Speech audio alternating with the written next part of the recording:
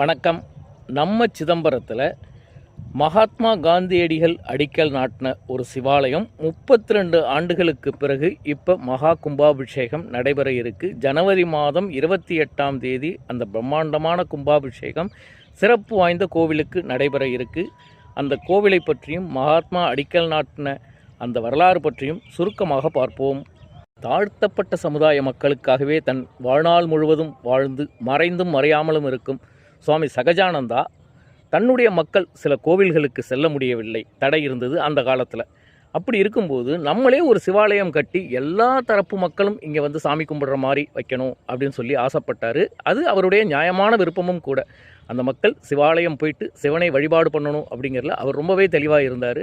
அதனால் காந்தியடிகளை அணுகி இந்த விஷயத்தை சொல்லும் பொழுது காந்தியடிகள் இருந்தபோது காந்தியடிகள், ராஜாஜி, சர்தார் வல்லபாய் பட்டேல் 3 பேருமே இங்கே வந்து காந்தியடிகளோட திருக்கரங்களால் இந்த கோவிலுக்கு அடிக்கல் நாட்டினாங்க. இது ரொம்பவே சிறப்பு வாய்ந்த தகவல். 32 வருடமாக இந்த கோவிலுக்கு கும்பாபிஷேகம் நடைபெறாமல் இருந்தது. சவுந்தரநாயகி சமேத சிவலோகநாதர், இதுதான் இங்கே இருக்கிற அம்பாளோட பேரும் சுவாமியோட பேரும். இந்த கோவில் கும்பாபிஷேகத்தை மிக பிரம்மாண்டமாக ஏற்பாடு பண்ணிகிட்டு இருக்காங்க. யார் ஏற்பாடு பண்ணுறாங்க தெரியுங்களா? சிதம்பரம் நந்தனார் கல்விக் கழகத்தோட தலைவர் மனிதநேய பண்பாளர் KI மணிரத்னம் அவர்கள் தான் இதுக்கான ஏற்பாடுகளை பண்ணிக்கிட்டு இருக்காங்க. முழுக்க தன்னுடைய சொந்த செலவில் இதை பண்ணிகிட்டு இருக்காங்க.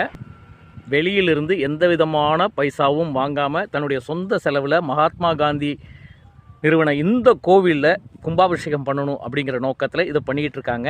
அது மட்டும் இல்லை, இந்த கோவிலுக்கு எதிரில் சுவாமி சகஜானந்தாவோட மணிமண்டபம் அமைஞ்சிருக்கு. இந்த மணிமண்டபத்தில் பார்த்திங்கன்னா அவருடைய வாழ்க்கை வரலாறும் நந்தனாருடைய வாழ்க்கை வரலாறும் வைக்கப்பட்டிருக்கு. தியான மண்டபமும் உள்ளேயே அமைக்கப்பட்டிருக்கு. சுவாமி சகஜானந்தாவின் மணிமண்டபம், அந்த இடமே எவ்வளோ தெய்வீகமாக இருக்குது தெரியுங்களா? அவ்வளோ ஒரு அருமையான இடம், ஒரு அருமையான மனிதர்கள் வாழ்ந்த இடம் அந்த இடம்.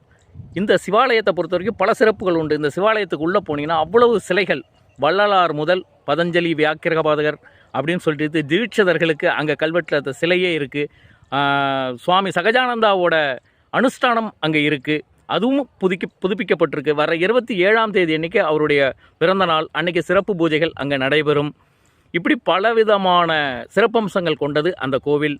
இப்படி ஒரு அற்புதமான அழகான கோவிலை மீண்டும் திருப்பணி செய்து சிதம்பரம் மக்களுக்கு அர்ப்பணிக்கும் நமது நந்தனார் கல்விக் கழகத்தோட தலைவர் KI மணிரத்னம் அவர்களுக்கு சிதம்பரம் மக்கள் சார்பிலும் சிவபக்தர்கள் சார்பிலும் மற்றும் ஆன்மீக அன்பர்கள் அனைவரின் சார்பிலும் மனமார்ந்த நன்றிகளையும் வாழ்த்துக்களையும் தெரிவித்துக் கொள்கிறோம்.